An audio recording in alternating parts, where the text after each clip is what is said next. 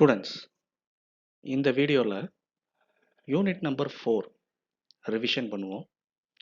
Topic வந்து jet propulsion.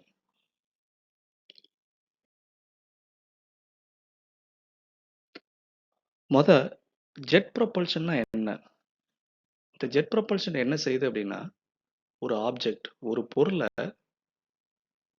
முன்னோக்கி நகர்த்துது. அதாவது மூவ்ஸ் ஃபார்வர்ட், முன்னோக்கி நகர்த்துது. எதுல? In a fluid medium. ஒரு ஃப்ளூயிட் மீடியத்துக்குள்ள ஒரு ஆப்ஜெக்டை முன்னோக்கி நகர்த்துது. எதன் மூலமா நகர்த்துது அப்படின்னா, due to reaction of a jet of fluid. இதுதான் வந்து ஜெட் ப்ரொபல்ஷனுக்குள்ள டெஃபினேஷன். இந்த ஆப்ஜெக்ட்டுக்கு உதாரணம் வந்து ஒரு ஏரோப்ளேன் இல்லை ஒரு ராக்கெட், இந்த மாதிரி இருக்கும். இப்போ ஜெட் ப்ரொபல்ஷனில் நம்ம யூஸ் பண்ணக்கூடிய லாஸ், அடிப்படை விதிகள் என்னென்ன அப்படின்னா, ஒன்று வந்து நியூட்டன்ஸ் செகண்ட் லா, இன்னொன்று வந்து நியூட்டன்ஸ் தேர்ட் லா.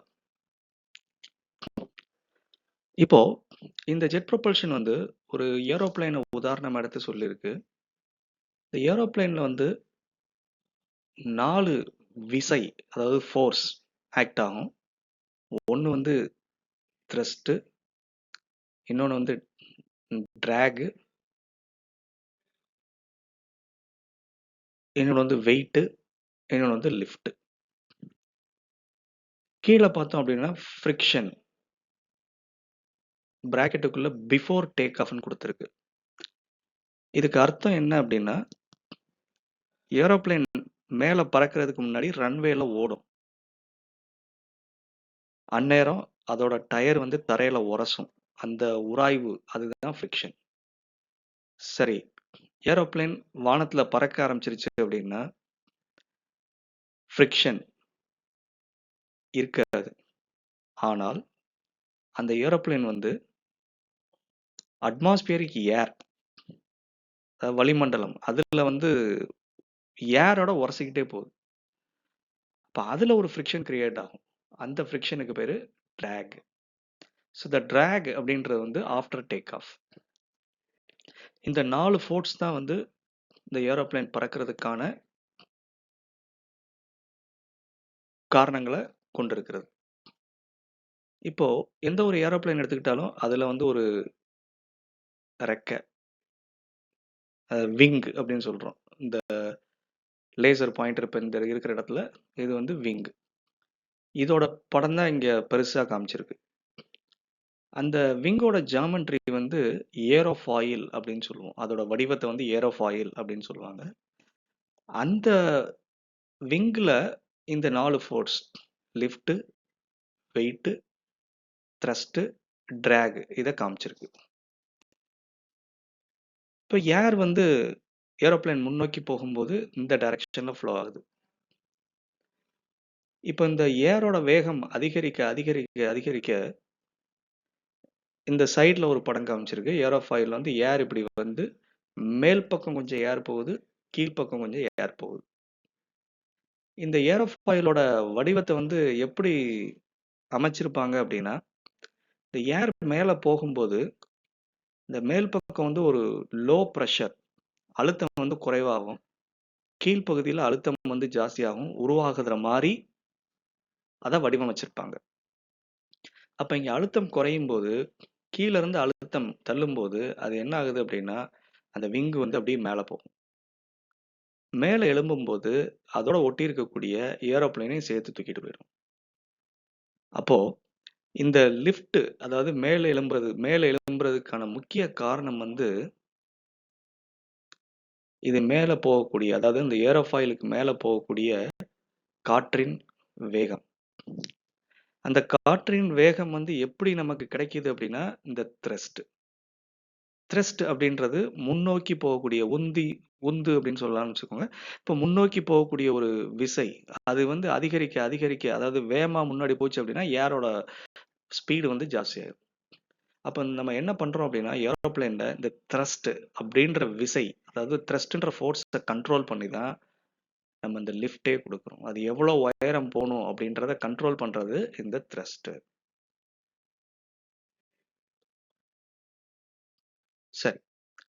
இப்போ இந்த ப்ரொபல்ஷன் இன்ஜின் வந்து 2 விதமா பிரிக்கலாம்.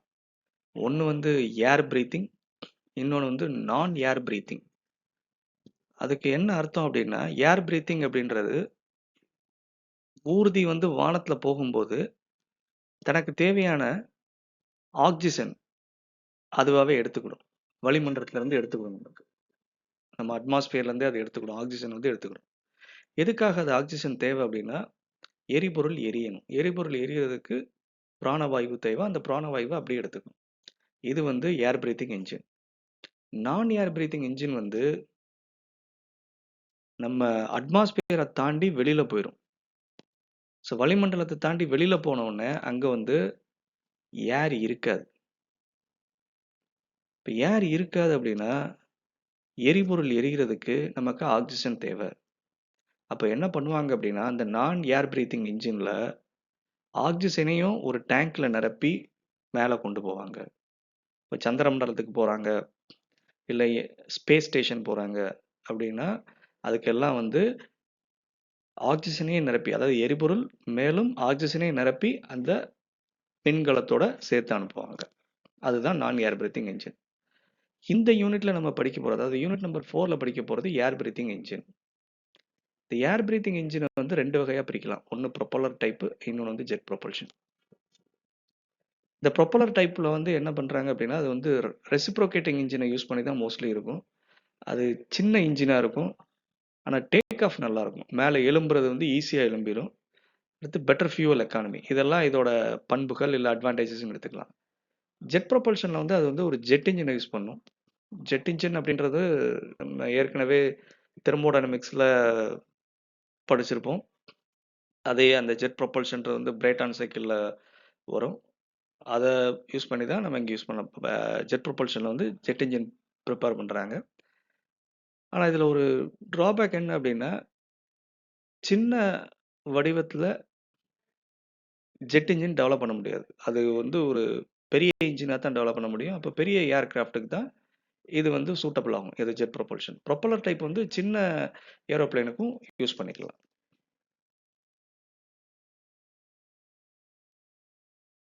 இங்க வந்து ஸ்கீமேட்டிக் ஆஃப் டர்போஜெட் என்ஜின் குடுத்திருக்கு. அதே மாரி lay of turbojet engine குடுத்திருக்கு. இது எல்லாமே நம்ம கிளாஸ்ல படிச்சிருக்கிறோம். இதுல முக்கியமான பகுதிகள், பாகங்கள் என்னென்ன இருக்குன்னு பார்த்தோம்னா, இன்லெட் டிஃப்யூசர், ஏர் கம்ப்ரசர், இந்த இருக்கு ஏர் compressor,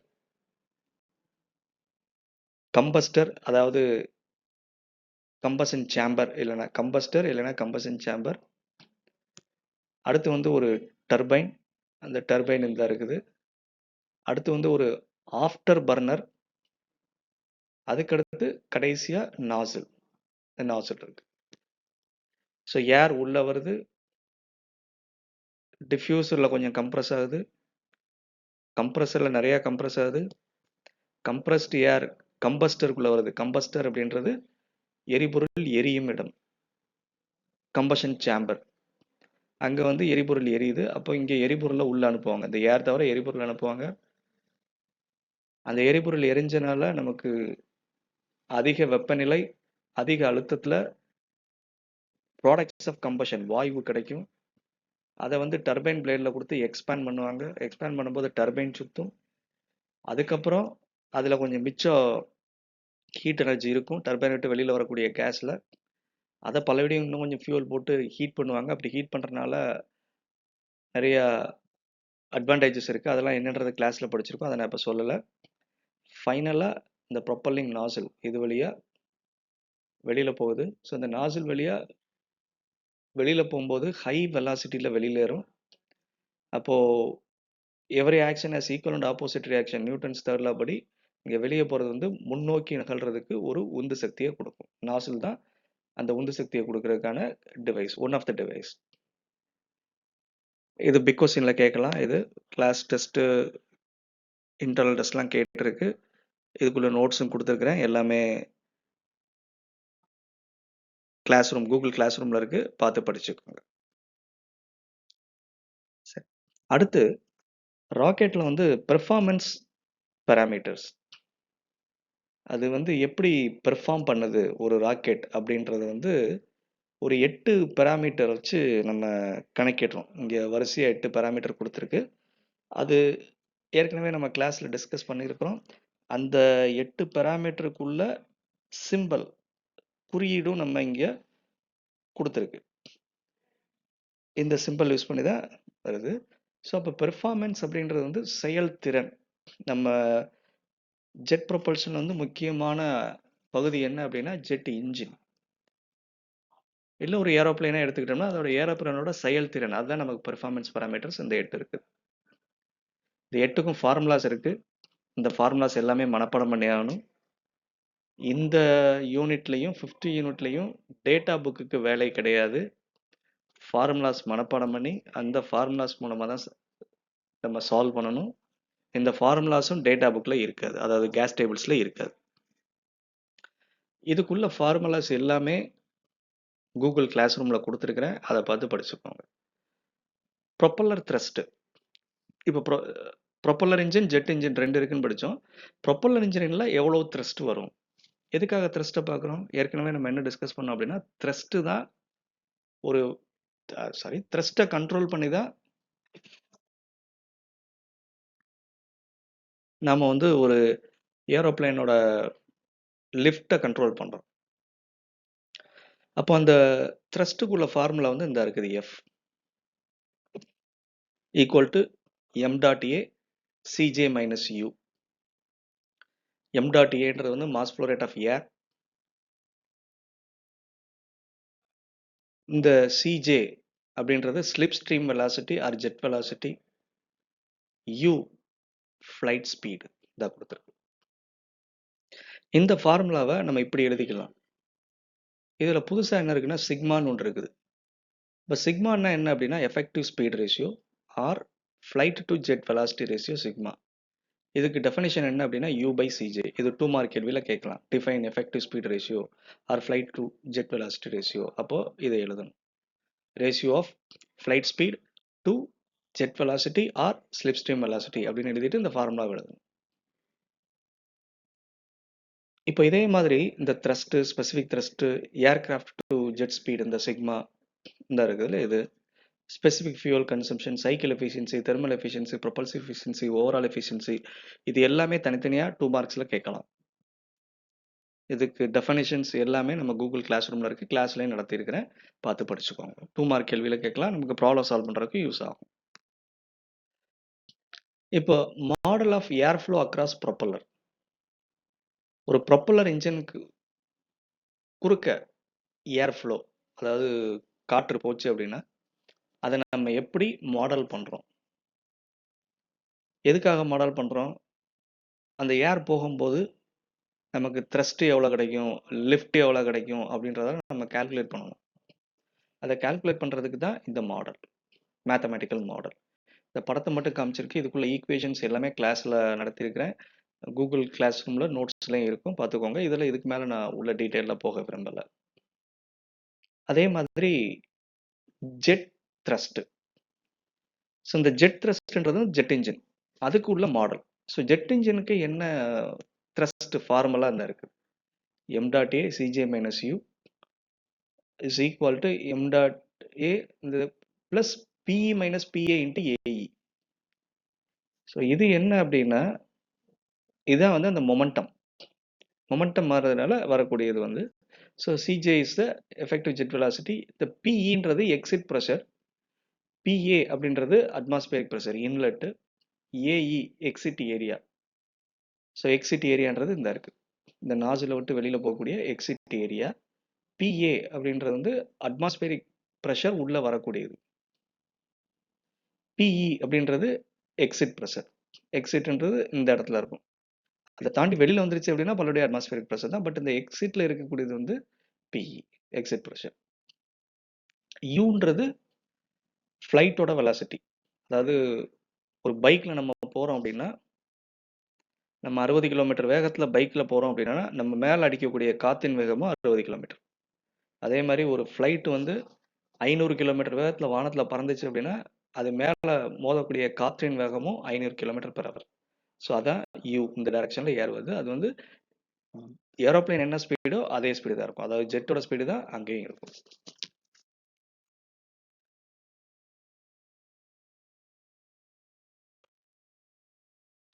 okay.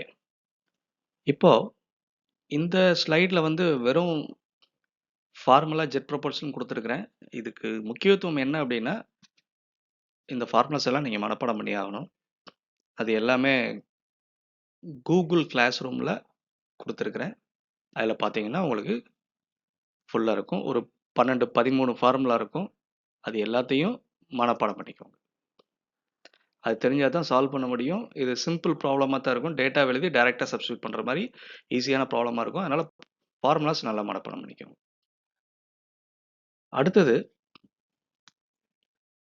ப்ரொபல்சிவ் efficiency thrust versus speed ratio. இந்த கிராஃப வரைஞ்சு எக்ஸ்பிளைன் பண்ணுங்க அப்படின்னு சொல்லி ஒரு கேள்வி யுனிவர்சிட்டி எக்ஸாம்ல கேட்டிருந்துச்சு. இங்கேயும் அதேதான். ப்ரொபல்சிவ் எஃபிஷியன்சி வெர்சஸ் ஃப்ளைட் ஸ்பீட். இந்த கிராஃப வரைஞ்சு எக்ஸ்பிளைன் பண்ணுங்க அப்படின்னு சொல்லி ஒரு கொஸ்டின் வந்து யுனிவர்சிட்டியில் கேட்டிருந்தது. இது கிளாஸ்ல சொல்லியிருக்கிறேன். கூகுள் கிளாஸ் ரூம்ல இதுக்குள்ள நோட்ஸ் கொடுத்துருக்கிறேன். இந்த கிராஃப் அப்படியே மனப்பாடம் பண்ணணும் கேட்டாங்க அப்படின்னா, இதை வரைய தெரியணும். யுனிவர்சிட்டி எக்ஸாம்ல கேட்டிருந்தாங்க அப்படின்னா, இதை வரைஞ்சிட்டு ஒவ்வொன்றும் என்ன அப்படின்றத எக்ஸ்பிளைன் பண்ணணும். கீழே இங்கே சிம்பிள் வேர்ட்ஸில் ஒரு 1 or 2 சென்டென்ஸில் கொடுத்துருக்கிறேன். அட்லீஸ்ட் இது எழுதுனா கூட சஃபிஷியன்ட்.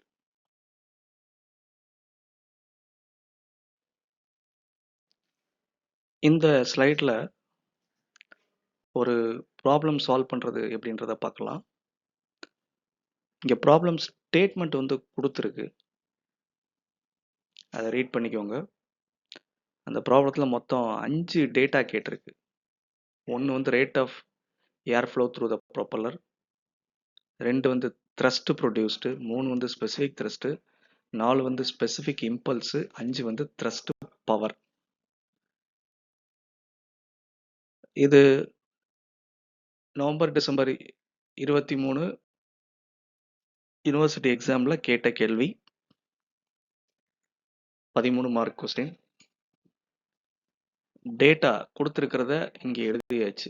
Aircraft ஸ்பீடுன்றது 520 km/h. யூ அது எவ்வளோ உயரத்தில் பறக்குது. ஆல்டிடியூடுன்றது இசட்னு குறிக்கிறோம். டேட்டா தப்பாக கொடுத்துருக்குறேன் இங்கே. எனக்கு எது கரெக்டுன்னு தெரியல, 6000 8000. பட் ப்ரொசீஜர் பார்த்துக்கோங்க, அதுக்கேற்ற மாதிரி டேட்டா மட்டும் மாறும். The diameter of the propeller of the aircraft is 2.4 meter. Propeller diameter இங்கே கொடுத்தாச்சு. Flight to jet speed ratio sigma equal to 0.74.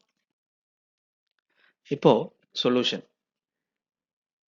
First வந்து rate of air flow through the propeller அது கேட்டிருக்கு. ரேட் ஆஃப் ஏர் ஃப்ளோ அப்படின்னா m.a. இந்த m.a-ன்றதுக்கு general ஃபார்முலாவே rho A C. ரோன்றது டென்சிட்டி ஆஃப் ஏர், ஏன்றது ஏரியா, அதாவது அந்த காத்து உள்ள போகக்கூடிய ஏரியா, சீன்றது காத்தோட வேகம். இப்போ இந்த டேட்டாவை பார்த்தோம் அப்படின்னம்னா டென்சிட்டி ஆஃப் ஏர் கொடுக்கவே இல்லை, ஏரியா கொடுக்கல, ஏர்கிராஃப்ட் ஸ்பீடு தான் கொடுத்துருக்கு, சி வேல்யூ கொடுக்கல. இப்போ இந்த மூணுமே நம்ம கண்டுபிடிக்கணும். கண்டுபிடிச்சா தான் m.a வந்து கண்டுபிடிக்க முடியும்.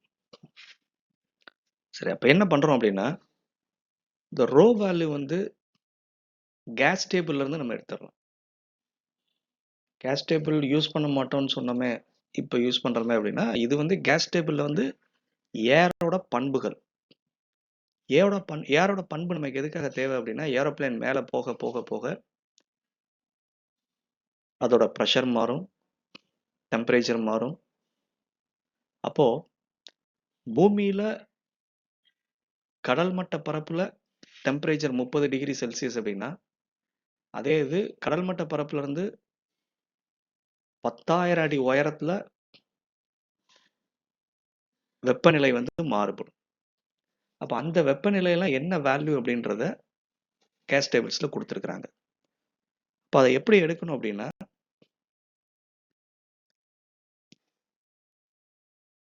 இந்த கேஸ் டேபிள் 2, இந்த ரெண்டாவது கேஸ் டேபிள்ல இசட் அது எவ்வளோ உயரத்தில் பறக்குது அப்படின்றத பார்க்கணும். 8000 மீட்ரு. அந்த 8000 மீட்டருக்கு நேராக டென்சிட்டி எவ்வளோ இருக்கோ அதை பார்த்து எழுதிடணும். ஏன் 8000 மீட்டர் போட்டிருக்கிறோம்? இங்கே இசட் ஈக்குவல் டு 8000. பட் இங்கே 6000 போட்டிருக்கு. எனக்கு டைப்பிங் மிஸ்டேக் இதுவான்னு தெரியல. பட் மெத்தட் இதுதான், அதை மட்டும் பார்த்துக்கோங்க. Rho equal to 0.525 kilogram per metre cube. So அப்போ நமக்கு ரோ கிடச்சிருச்சு, அதாவது டென்சிட்டி கிடச்சிருச்சு. ஏரியா வேணும்.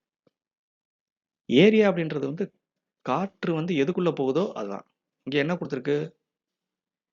ப்ரொப்பல்லர் இன்ஜின் கொடுத்துருக்கு. அப்போ ப்ரொப்பல்லர் அப்படின்னா ஒரு ஃபேன் முன்னாடி சுற்றும். அந்த ஃபேனோட ஏரியா, அதாவது கிராஸ் செக்ஷன் ஏரியா. அந்த கிராஸ் செக்ஷன் ஏரியா அப்படின்றது ஃபேன் வந்து நம்ம பார்த்தோம் அப்படின்னா ஒரு சர்க்குலர் வட்ட வடிவத்தில் தான் சுற்றும். அப்போ அந்த வட்டத்துக்கு ஃபார்முலா வந்து வட்டத்துக்கு ஏரியா பரப்பளவு ஃபார்முலா வந்து π/4 d². டி வேல்யூ இங்கே கொடுத்துருக்கு 2.4 மீட்டர். ஸோ அதை இங்கே போட்டு சப்ஸ்டியூட் பண்ணி கண்டுபிடிச்சாச்சு. இப்போ நமக்கு சி வேணும், ஏர். அது கண்டுபிடிக்கிறதுக்கு நமக்கு என்ன கொடுத்துருக்காங்க? ஏர்கிராஃப்ட் ஸ்பீடு கொடுத்துருக்காங்க, flight to jet speed ratio கொடுத்துருக்காங்க. Flight to jet speed ratio வந்து sigma equal to U divided by C J. Sigma கொடுத்துருக்கு, யூ கொடுத்துருக்கு, சிஜே தெரியாது. இப்போ சிஜேவை இந்த மாதிரி நம்ம மாற்றி எழுதிக்கலாம். அப்போ அந்த சிஜேவை கால்குலேட் பண்ணிக்கலாம். கால்குலேட் பண்ணோம்னா அவ்வளோ வந்துருச்சு. இப்போ சி வேணும். சின்றது என்னது? Velocity of air flow through propeller. C equal to அது என்ன பண்ணுறோம் அப்படின்னா average of u plus CJ, அவ்வளோதான். அது u plus CJ divide by 2 அப்படின்றது ஆவரேஜ் 1/2 யூ ப்ளஸ் சிஜே. இதை ஞாபகம் வச்சுக்கோங்க அந்த ஃபார்முலா ப்ரொப்பல்லர் இன்ஜினுக்கு. Which is equal to 1/2. இந்த யூ வேல்யூ கொடுத்துருக்கு. இங்கே வந்து அதை என்ன பண்ணுறோம் அப்படின்னா மீட்டர் பெர் செகண்டாக மாற்றுறதுக்காக 1000 பெருக்கி 3600 வகுக்கிறோம். இங்கே நம்ம மீட்டர் பெர் செகண்டில் கண்டுபிடிச்சாச்சு ஏற்கனவே, அதை அப்படியே சப்ஸ்டியூட் பண்ணியிருக்கிறோம். சி வேல்யூ கண்டுபிடிச்சாச்சு. அப்போது ரோ தெரியும், சி தெரியும், ஏ தெரியும். இப்போ நம்ம என்ன கண்டுபிடிச்சிடலாம்? எம் டாட் ஏ கண்டுபிடிச்சிடலாம். இந்த எம் டாட் ஏன்றது என்னது? சப்டிவிஷன் 1. அது போக மிச்சம் 4 சப்டிவிஷன் இருக்கு. இந்த சப்டிவிஷன் 1க்குள்ள answer M dot A equal to அதை சப்ஸ்டியூட் பண்ணோம்னா இவ்வளோ வேல்யூ வருது. சரி, இப்போ ரெண்டாவது சப்டிவிஷன் என்ன கேட்டிருக்கு அப்படின்னா த்ரஸ்ட் ப்ரொடியூஸ்ட் ஃபார்முலா இது M dot A C J minus you. எல்லா வேல்யூவும் தெரியும், அப்படியே சப்ஸ்டியூட் பண்ணலாம். அடுத்தது என்னது? Specific thrust. இதுக்குள்ள ஃபார்முலா எங்க? இந்த ஃபார்முலா எங்கேருந்து எடுத்து எழுதணும்? இது கூகுள் கிளாஸ் ரூமில் எல்லா ஃபார்முலாஸும் கொடுத்துருக்குறேன் யூனிட் 4க்கு. அதை பார்த்தோம் அப்படின்னோம்னா specific thrust F S equal to F divided by M dot A. F இப்போ தான் இங்கே கண்டுபிடிச்சிருக்கோம். எம் டாட் ஏ அதுக்கு முன்னாடி ஸ்டெப்பில் கண்டுபிடிச்சோம். ஸோ இதை வகுத்து போட்டோம் அப்படின்னோம்னா ஸ்பெசிஃபிக் த்ரஸ்ட் கிடச்சிச்சு. ஸோ இது சப்டிவிஷன் 1, இது சப்டிவிஷன் 2, இது சப்டிவிஷன் 3. இப்போ ஃபோர்த் சப்டிவிஷன் என்ன கேட்டிருக்கு? Specific impulse. Specific impulse I S is equal to F divide by W dot A. எஃப்ன்றது த்ரஸ்ட்டு, டபிள்யூ டாட் ஏ அப்படின்றது weight flow rate, M dot ஏன்றது மாஸ் ஃப்ளோ ரேட். மாஸ் அப்படின்றது நிறை, wait அப்படின்றது எடை. எடை வந்து மாறும், கிராவிட்டியை பொறுத்து மாறும். மாஸ் வந்து யூனிவர்சலி கான்ஸ்டன்ட், எங்கே போனாலும் அதே தான் இருக்கும் மாசு. அப்போ இந்த டபிள்யூ டாட் கொடுக்கலையே எப்படி சார் கண்டுபிடிக்கிறது அப்படின்னா W dot A equal to M dot A into G. அதாவது மாஸ் ஃப்ளோ ரேட்டை ஆக்சலரேஷன் டியூ டு கிராவிட்டி, புவியீர்ப்பு விசையால் ஆக்சலரேஷன் டியூ டு கிராவிட்டி அதெல்லாம் பெருக்கிட்டோம் அப்படின்னோம்னா நமக்கு கிடைச்சிரும். ஸோ இங்கே இதை சப்ஸ்டியூட் பண்ணோம் அப்படின்னோம்னா நமக்கு ஸ்பெசிஃபிக் இம்பல்ஸோட யூனிட் வந்து செகண்ட். ஸோ 1 2 3 4 கண்டுபிடிச்சாச்சு. இப்போ கடைசி இது thrust power. So thrust power F P equal to F into U. So யூன்றது ஏரோப்ளைனோட வெலாசிட்டி, எஃப்ன்றது இந்த த்ரஸ்ட்டு, ரெண்டையும் பெருக்கிறோம். இங்கே பலடி 1000 பெருக்கி 3600 எதுக்கு வகுக்கிறோம் அப்படின்னோம்னா இந்த 520 அப்படின்றது ஏரோப்ளைனோட ஸ்பீடு கிலோமீட்டர் பர் ஹவரில் கொடுத்துருக்குறாங்க. அதை மீட்டர் பெர் செகண்டால் மாற்றுறதுக்காக இப்படி பண்ணி இந்த மாதிரி பண்ணிடுறோம். ஸோ இந்த ப்ராப்ளத்தில் எல்லா டேட்டாவும் எல்லா ஆன்சர்ஸும் நம்ம கண்டுபிடிச்சாச்சு.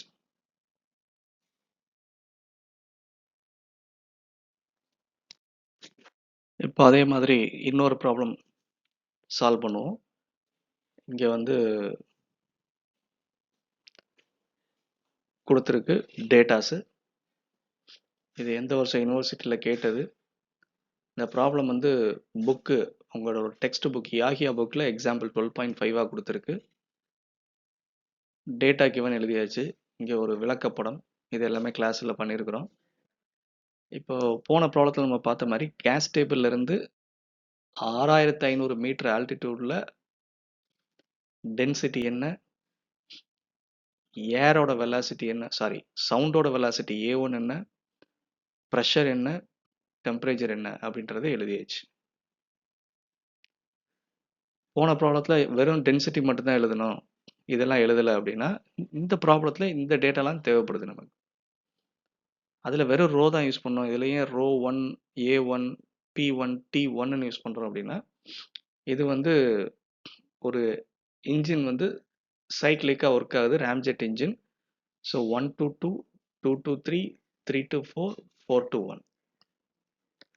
இந்த சைக்கிளிக் ப்ராசஸ்ல ஒர்க் ஆகுறதுனால இதுக்கு வந்து இந்த ஒன்றாவது உள்ள என்ட்ரி ஆகிறது என்ன கண்டிஷன், 2 ஆஃப்டர் தேட் என்ன, 3 என்ன, 4 என்ன, 4லேருந்து அப்படி வெளியில போயிடும். அதாவது புகை எரிஞ்சு அட்மாஸ்பியருக்குள்ள போயிடும்.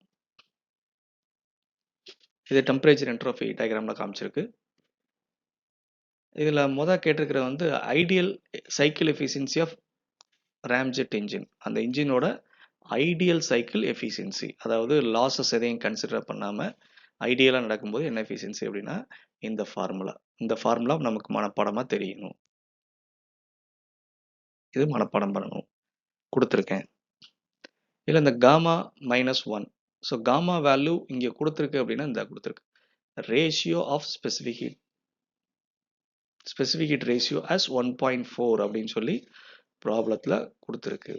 அப்போ அந்த வேல்யூவை இங்கே எடுத்துக்கிறோம். சப்போஸ் கொடுக்கல அப்படின்னா ஸ்டாண்டர்ட் வேல்யூ 1.4 இதே வேல்யூ தான், அப்படி எடுத்துக்கணும். அடுத்து இங்கே m1 m1ன்றது மேக் நம்பர் இந்த கொடுத்துருக்கு. m = 1.5 அப்படின்னா மேக் நம்பர். ஸோ உள்ள நுழையுது. எதுக்காக மேக் நம்பர்? அவ்வளோ வேகத்தில் உள்ள நுழையும் போது அது m1ன்றத 1.5 இது போட்டோம் அப்படின்னோம்னா நமக்கு ராம்ஜெட் எஃபிஷியன்சி கிடைச்சிருச்சு.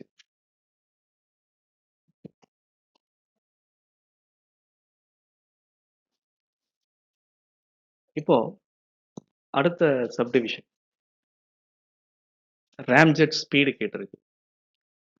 இந்த ராம்ஜெட் ஸ்பீடு அப்படின்றது வந்து u.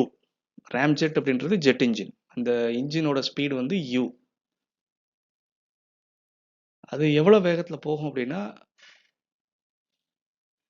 காத்து அது மேல எவ்வளவு வேகத்துல மோதுதோ அந்த வேகத்துல அது போகுது. ஆக்சுவலா இந்த இன்ஜின் எவ்வளவு வேகத்துல போகுதோ அதே வேகத்துல காத்து அது மேல மோதும்.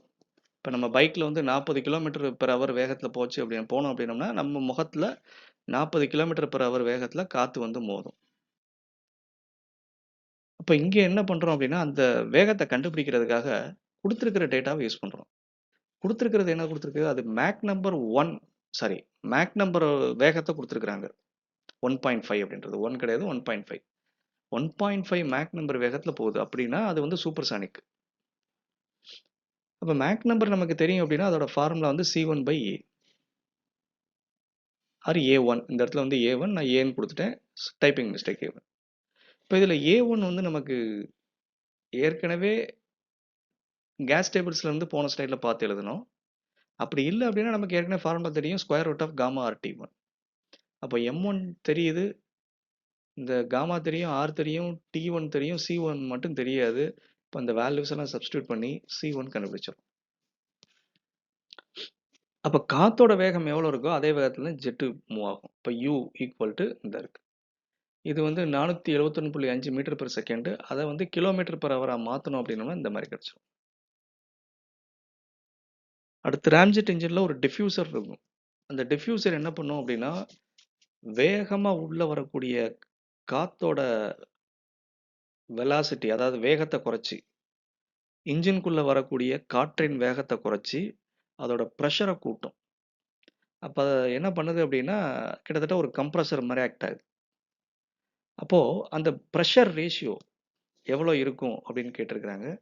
அந்த ப்ரெஷர் ரேஷியோ கண்டுபிடிக்கிறதுக்குள்ள ஃபார்முலா வந்து இந்த இருக்கு. இதில் ப்ரெஷர் ரேஷியோன்றது வந்து இந்த ஆர்டி, அதாவது P2/P1. ஒன்றாவது பாயிண்ட்ல உள்ள போன ஸ்லைடில் வந்து ஒரு சைக்கிள் பார்த்தோம், 1 2 3 4ன்னு. ஒன்றாவது பாயிண்ட்ல உள்ள ஏர் நுழையுது, ரெண்டாவது பாயிண்ட்ல டிஃப்யூசர் விட்டு வெளியில் வருது. அப்போ P2/P1 அதை வந்து இந்த டிஃப்யூசர் ப்ரெஷர் ரேஷியோன்றதுக்கு 6, டிஃப்யூசன்றதுக்கு சஃபிக்ஸ் டி அப்படி மாற்றி எழுதிக்கலாம். இதில் நமக்கு எல்லா வேல்யூமே தெரியும். அந்த வேல்யூவெல்லாம் சப்ஸ்டியூட் பண்ணி இதை சிம்பிளிஃபை பண்ணோம் அப்படின்னோம்னா ஆர்டி ஈக்குவல் டு 3.28 அப்படின்ற வேல்யூ நமக்கு கிடைச்சிடும்.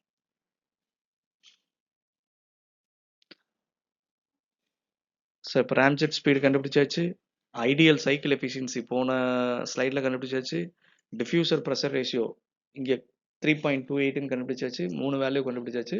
மிச்சம் என்னெல்லாம் கேட்டிருக்காங்க அப்படின்னா ஏர் ஃபியூவல் ரேஷியோ கேட்டிருக்கு. ஏர் ஃபியூவல் ரேஷியோ வந்து ஃபார்முலா வந்து F equal to m.a divided by m.f. இதை கண்டுபிடிக்கணும். இதை கண்டுபிடிக்கிறதுக்கு வந்து நம்ம டைரெக்டாக ஃபார்முலா யூஸ் பண்ணாமல் ஒரு டிரைவ் பண்ணுறோம். எப்படி அப்படின்னா heat added to the air equal to heat produced by burning fuel. அதாவது இன்ஜின்குள்ள வெளியிலேருந்து காற்று உள்ளே வருது. அந்த காற்று வந்து எதோட சேர்ந்து மிக்ஸ் ஆகுது அப்படின்னா ஃபியூவலோட எரிபொருளோட சேர்ந்து மிக்ஸ் ஆகுது, ரெண்டும் கலக்குது. கலந்த பிறகு எரியுது.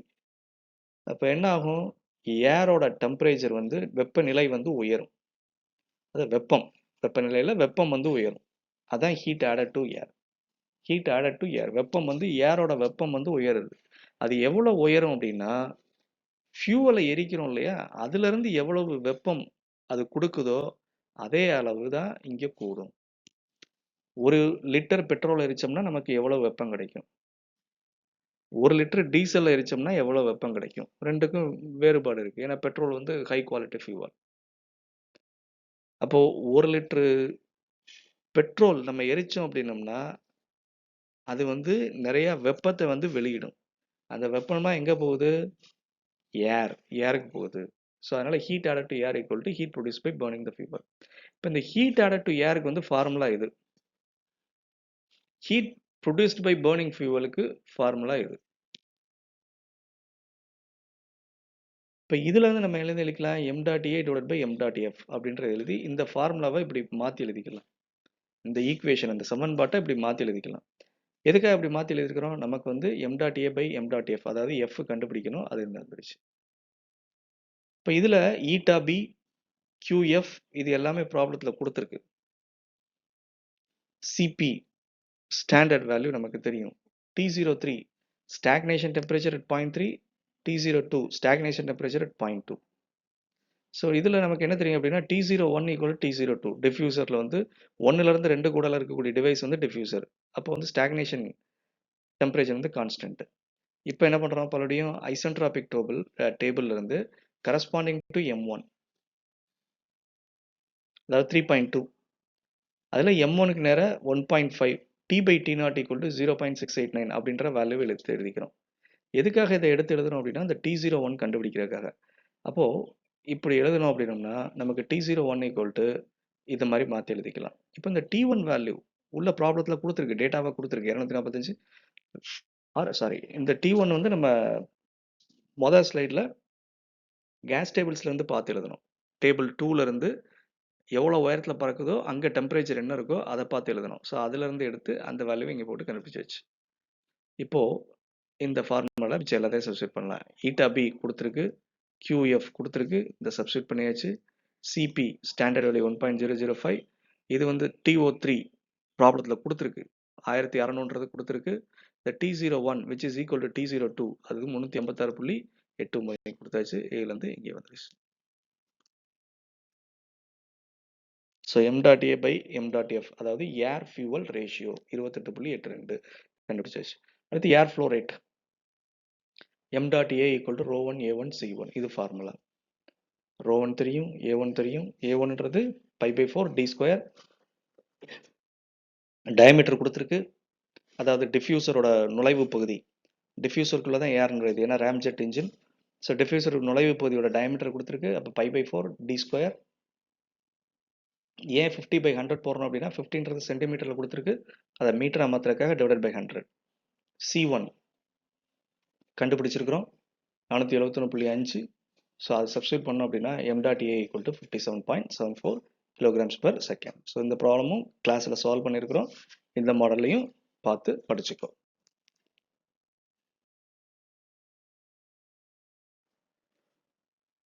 இப்போ